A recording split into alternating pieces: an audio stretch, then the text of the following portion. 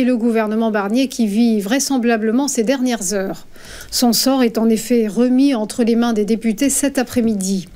En réplique au 49.3 déclenché lundi sur le budget de la sécurité sociale, ils examineront la motion de censure déposée par le RN et le NFP.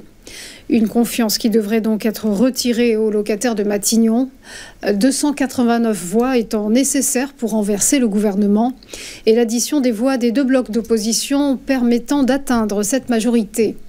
Interrogé hier soir sur TF1 et France 2, le Premier ministre a mis en garde. Si la motion passe, tout sera difficile et tout sera plus grave.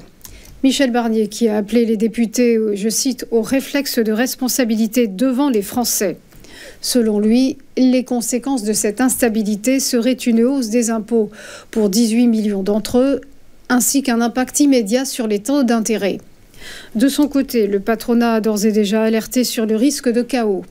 Selon la CPME, l'adoption d'une motion de censure signifierait l'ouverture d'une nouvelle période d'instabilité et un nouvel arrêt de l'économie qui tourne déjà au ralenti. On poursuit avec le chiffre du jour, 77 millions d'euros. C'est le montant du portefeuille immobilier de Casino cédé à Intermarché. Une vente d'actifs qui devrait permettre aux distributeurs en grande difficulté d'éponger ses dettes. Concrètement, il s'agit de la cession des murs, stations-service et parkings des supermarchés, dorénavant exploités par le groupement Les Mousquetaires. Fin novembre, l'AMF avait autorisé le rachat de 200 magasins Casino par son concurrent Intermarché, à condition que ce dernier cède à son tour 11 supermarchés, afin d'éviter une concurrence locale insuffisante. Désormais dirigé par Daniel Kretinsky et ses alliés, Casino emploie 30 000 salariés avant un plan social en cours de discussion et menaçant près de 3 000 postes, selon les syndicats.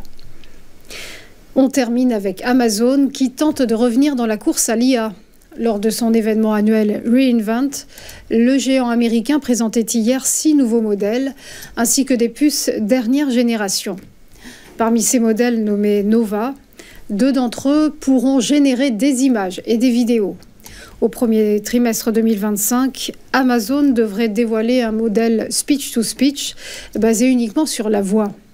Une étape, assure le leader du e-commerce, avant un modèle entièrement multimodal, espéré dans le courant de l'année prochaine. Longtemps considéré comme retardataire dans la révolution de l'intelligence artificielle, Amazon vise ainsi à rattraper ses concurrents Google et Microsoft. Récemment, il a investi 4 milliards de dollars dans Anthropic, le rival d'OpenAI. Cela nous amène au point bourse, le rappel de la clôture des marchés hier. L'indice parisien a terminé dans le vert avec un CAC 40 qui a pris plus 0,26%, terminant à 7 255 points.